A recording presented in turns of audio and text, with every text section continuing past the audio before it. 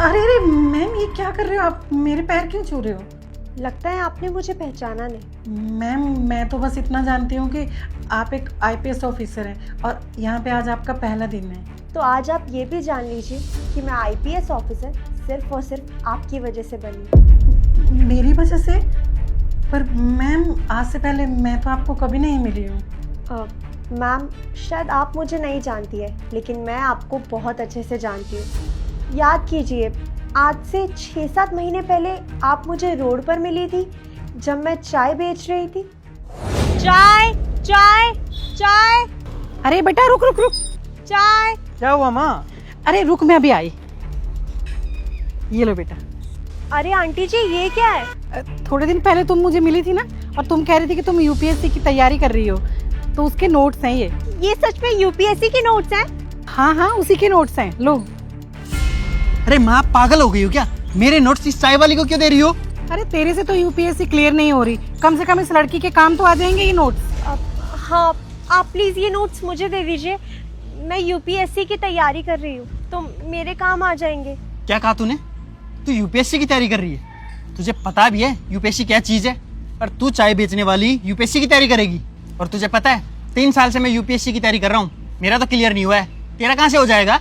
भूल जाओ तुम यूपीएससी का सपना, तुम्हारा ये सपना सपने में भी पूरा नहीं होगा। आज के टाइम में एक चाय बेचने वाला हमारे देश का प्रधानमंत्री है, तो मैं क्या एक आईपीएस नहीं बन सकती? अगर इंसान सोच लेना तो वो क्या कुछ नहीं कर सकता अपनी जिंदगी में। आप प्लीज ये नोट्स मुझे दे दीजिए, आपकी बहुत मेहरबानी होगी। देखो, तुम्हारे ये नोट्स लेके ना कुछ नहीं होने वाला है, और तुम इस जन्म में क्या अगले 10 जन्म में भी यूपीएससी क्लियर नहीं कर सकती। तुम जैसे छोटे लोग ना ये चाय बिस्कुट झाड़ू पोछा ये सब काम करने के लिए बने हो, यूपीएससी वगैरह तुम्हारे बस की बात नहीं है। छोटे लोग छोटे ही रहोगे तुम। अरे ये क्या बकवास कर रहा है तू? माँ, आप इस लड़की की वजह से मेरे पे क्यों चिल्ला रही हैं? तुझसे तो यूपीएससी क्लियर नहीं हुआ, तो इसका मतलब किसी से भी नहीं होगा क्या? ला ये नोट्स, चल यहाँ से। अब बहरी गहरी लड़की कोई भी मुंह उठा के बोल देगी कि मैं यूपीएससी क्लियर कर लूंगी। हो लिया तेरे से तो। अरे चल जा यहाँ से, कुछ भी बोलता रहता है। बेटा, मुझे तुम पर ना पूरा भरोसा है, तुम फिक्र मत करो, ये कुछ भी बोल रहा है ऐसे ही। तुम मेहनत करोगी ना तो देखना जरूर पास हो जाओगी तुम। ये लो। थैंक यू आंटी, मेरी मदद करने के लिए। कोई बात नहीं, तुम अपने ख्याल रखो। जब आपने मुझे नोट्स दिए थे, हाँ हाँ, याद आया। तो आप वही लड़की हैं? आपने इतना बड़ा एग्जाम क्लियर कर लिया? हाँ मैम, आपने जो मुझे नोट्स दिए थे ना, उनसे मुझे बहुत मदद मिली और हौसला भी। आपसे पहले मुझे जितने भी लोग मिले थे ना, उन सब ने सिर्फ और सिर्फ मुझे डिमोटिवेट किया कि तुझसे नहीं हो पाएगा, तू सिर्फ टाइम वेस्ट कर रही है, सिर्फ और सिर्फ चाय बेचने पर फोकस कर। लेकिन आप थी जो मुझे मोटिवेट कर कर गई, नोट्स देकर गई। थैंक यू सो मच, आपने मेरी इतनी मदद करी और उसी की वजह से मैं आज आईपीएस ऑफिसर बन पाई।